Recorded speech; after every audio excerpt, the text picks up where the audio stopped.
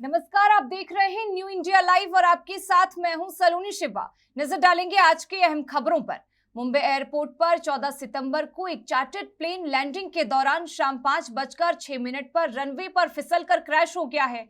Accident के साथ ही plane दो हिस्सों में टूट गया है और उसमें आग भी लग गई है। प्लेन में 6 पैसेंजर और 2 क्रू मेंबर सवार थे। ये सभी घायल हो गए हैं। घायलों में एक महिला भी शामिल है। सभी को अस्पताल में भर्ती कराया गया है। विमान ने विशाखापट्टनम से उड़ान भरी थी।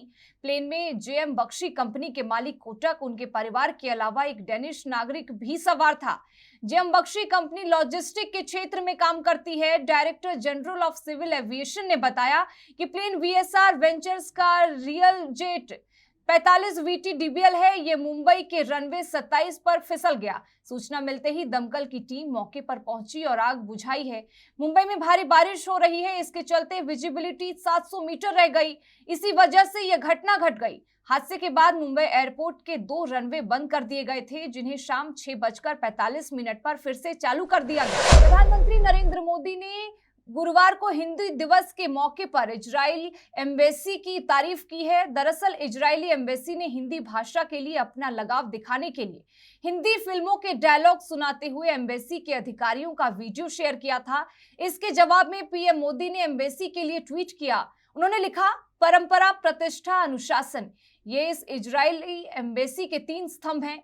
भारतीय फिल्मों के डायलॉग के जरिए हिंदी को लेकर इजरायली दूतावास का यह प्रयास अभिभूत करने वाला है। इसके साथ ही भारत में ऑस्ट्रेलिया के हाई कमिश्नर फिलिप ग्रीन ने हिंदी मुहावरे सुनाते हुए ऑस्ट्रेलियाई एम्बेसी के लोगों का वीडियो शेयर किया था। इसे लेकर पीएम ने फिलिप ग्रीन के लिए ट्वीट किया। उन्होंने लिखा, आपके ये दोहे और मुहावरे मंत्रमुग्ध करने वाले हैं। ऑस्ट्रेलिया के राजनयिकों का हिंदी के प्रति यह लगाव बेहद ही दिलचस्प है।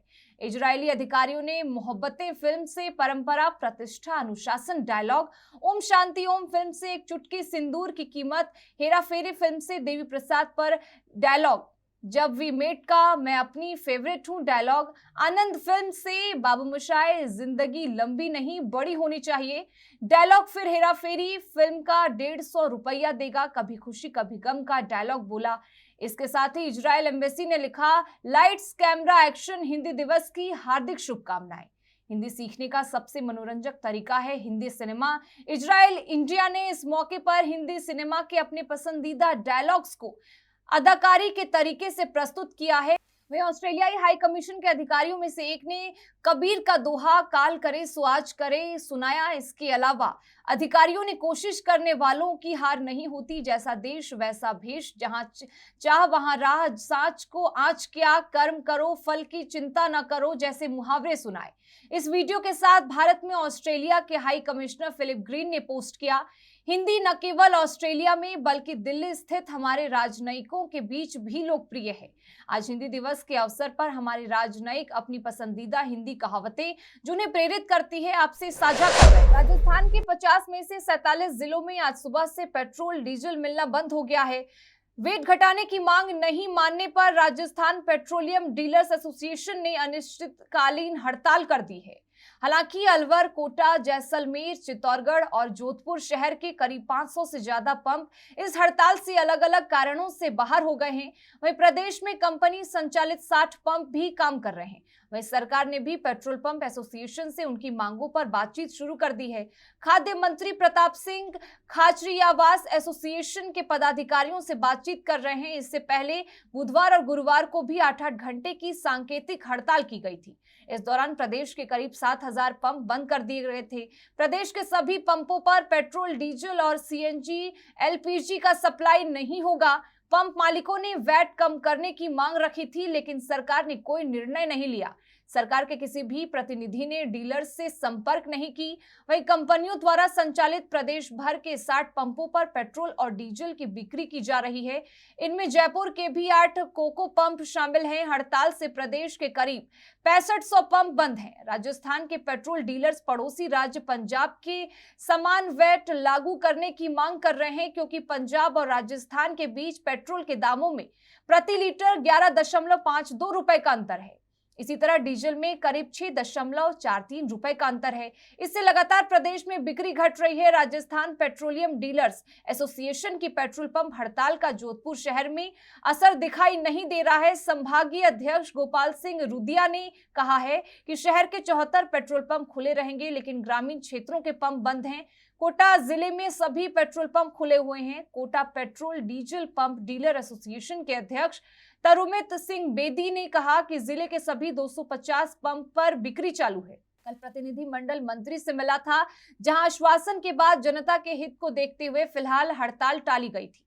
इसी तरह जैसलमेर शहर 58 पेट्रोल पंप खुले हैं। शहर के पेट्रोल पंप मालिक ना तो सांकेतिक हड़ताल में शामिल हुए हैं और ना ही संपूर्ण बंद में। पंप ऑपरेटर का कहना है कि रेगिस्तानी इलाका होने की वजह से जिले में पंप कम हैं। काफी दूर से लोग पेट्रोल भरवाने आते हैं, उन्हें परेशानी ना हो इसलिए ये निर्णय लिया गया है। वहीं चित्तौड़गढ़ शहर में भी 12 पंप में से महज 4 से 5 बंद हैं, जबकि बाकी पर बिक्री चालू है। Chittorgarh filling station Bharat Petroleum dealer के संचालक सत्यनारायण नंदवाना ने बताया कि पब्लिक की जरूरत को समझते हुए खुला रखा गया है। पब्लिक की जरूरत को समझते हुए पंप को खुला रखा गया है। 2 दिन साथ दिया है, लेकिन कई लोग ऐसे थे जो बहुत जरूरतमंद थे। राजस्थान में वैट ज्यादा होने से ट्रक और बस संचालक वाहनों से पड़ोसी राज्यों पंजाब, यूपी, हरियाणा, गुजरात और दिल्ली से ईंधन भरवा कर लाते हैं। इससे राज्य के 25 जिले सीधे तौर पर प्रभावित होंगे। गंगानगर और हनुमानगढ़ जैसे इलाकों में स्थिति ज्यादा खराब है। पंजाब से सटे होने के कारण हनुमानगढ़, गंगानगर में पेट्रोल डीजल की तस्करी भी हो रही है। इसी वजह से पिछले 4 सालों में 270 पेट्रोल पंप बंद हो चुके हैं और कई अन्य भी बंद होने की कगार पर। दिल्ली से सटे साइबर सिटी गुरुग्राम के मानेसर के सेक्टर 1 से मोहित उर्फ मोनू मानेसर को नूह पुलिस ने गिरफ्तार किया था, जिसके बाद राजस्थान पुलिस को उसे सौंप दिया गया। वहीं अब मानेसर के ग्रामीण मोनू मानेसर के पक्ष में खड़े हो गए हैं। ग्रामीणों का कहना है कि मोनू मानेसर को बचाने के लिए वो उच्च न्यायालय तक जाएंगे। गुरुग्राम के बहुचर्चित गौरक्षक मोहित उर्फ मोनू मानेसर की गिरफ्तारी के बाद अब गुरुग्राम सहित आसपास के क्षेत्रों में माहौल गर्म होता नजर आ रहा है। पुलिस की इस कार्रवाई से जहां लोगों में रोष है, वहीं इस मामले विधायक मामन खान सहित आफताब अहमद और आम आदमी पार्टी के नेता जावेद की भी गिरफ्तारी की आवाज अब तेजी से उठने लगी है। ग्रामीणों ने मानेसर के बाबा भीष्मदास मंदिर में हुई पंचायत में यह फैसला लिया, यदि पुलिस ने जल्द ही इन तीनों आरोपियों को गिरफ्तार नहीं किया तो एक बड़ा आंदोलन छेड़ दिया जाएगा। ग्रामीणों का कहना है कि मोनू की गिरफ्तारी एक राजनीतिक षड्यंत्र है। मोनू को हरियाणा और राजस्थान सरकार मिलकर एक विशेष वर्ग को फायदा पहुंचाने के लिए मोहरा बना रही है। ग्रामीणों ने साफ कर दिया है कि अगर मोनू के साथ कुछ भी गलत हुआ तो वह चुप नहीं बैठेंगे। उन्होंने कहा कि मोनू को बचाने के लिए वह उच्च न्यायालय की कानूनी प्रक्रिया का पालन करते हुए लड़ाई लड़ेंगे। फिलहाल मोहित उर्फ मोनू मानेसर राजस्थान पुलिस की गिरफ्त में है।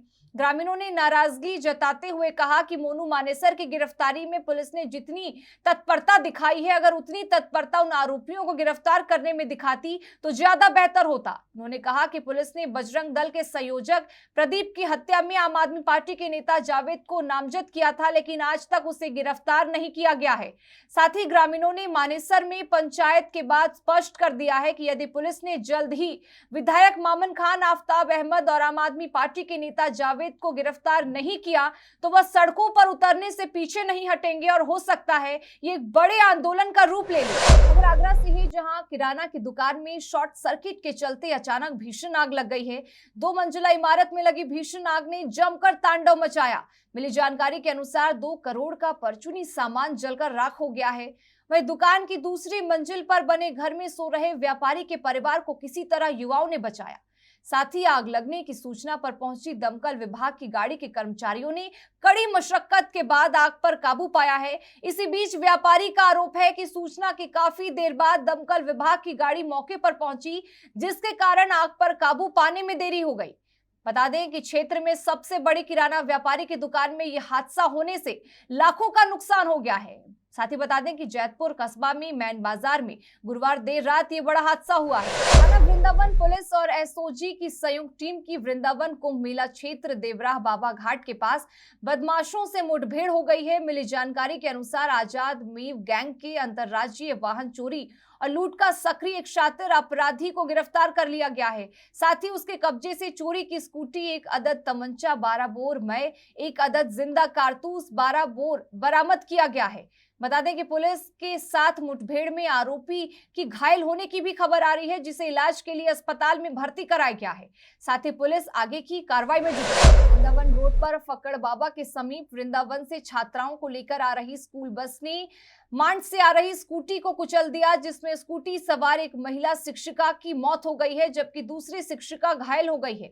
छठीकरा निवासी नीटू चौहान और कृष्णा एंक्लेव लक्ष्मीनगर निवासी बीना चौधरी पत्नी प्रहलाद सिंह अलीगढ़ जनपद के चिंताबाज के सरकारी स्कूल में शिक्षा मित्र के पद पर तैनात हैं। आज दोनों ड्यूटी कर स्कूटी से वापस लौट रही थी। इसी दौरान वृंदावन के धानुका विद्यालय की बस वृंदावन से मांड क्षेत्र की छात्राओं को लेकर आ रही थी। इसी दौरान राधा रानी मोड़ से आगे फक्कड़ बाबा के समीप बस ने स्कूटी को कुचल दिया। टक्कर इतनी जबरदस्त थी कि बीना का पैर एड़ी से कट गया, अलग गिर गया। दोनों महिलाओं को वृंदावन के एक अस्पताल में भेजा गया है, जहां इलाज के दौरान बीना ने दम तोड़ दिया। थाना यमुना पार पुलिस ने बस के चालक को हिरासत में ले लिया है और शव को पोस्टमार्टम के लिए भेजा। प्रदेश ब्रज तीर्थ विकास परिषद के कार्यालय पर आज मथुरा वृंदावन परिक्रमा मार्ग के फुटपाथ मार्ग पर हो रहे अस्थायी अतिक्रमण को लेकर बैठक हुई।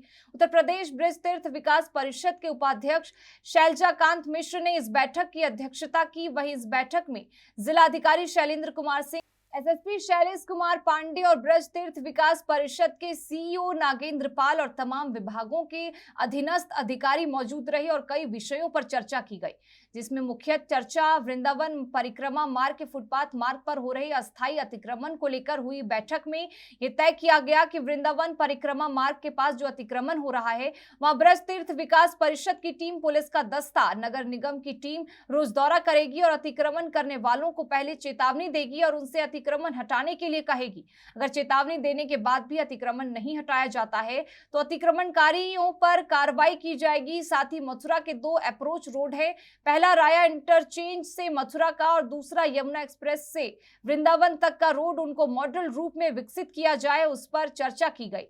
इस विषय में और अधिक जानकारी देते हुए ब्रज तीर्थ विकास परिषद के सीईओ नागेंद्र पाल ने और क्या कुछ बताया, सुनिए। कोऑर्डिनेशन बैठक थी, इसमें जो कई इश्यूज ऐसे हैं जो विभिन्न विभागों से संबंधित हैं, उनको डिस्कस किया गया। वृंदावन परिक्रमा मार्ग जिसपे कि फुटपाथ कच्चा पाथ बना हुआ है, उस पर टेम्परेरी एनक्रोचमेंट प्रायः होते रहते हैं, तो उसको डिस्कस किया गया और एक सचल दस्ता बनाया गया, जिसमें कि नगर निगम के लोग होंगे, पुलिस के लोग होंगे और प्राधिकरण की तरफ से लोग होंगे, और वो डेली परिक्रमा मार्ग का विजिट करेंगे और जो लोग इस तरह का एनक्रोचमेंट करते हैं उन्हें कहेंगे कि इस तरह की गतिविधियां न करें। पहले उनको सूचित किया जाएगा, बताया जाएगा, उसके बाद फिर नोटिस इत्यादि की कार्यवाही, वैधानिक कार्यवाही की।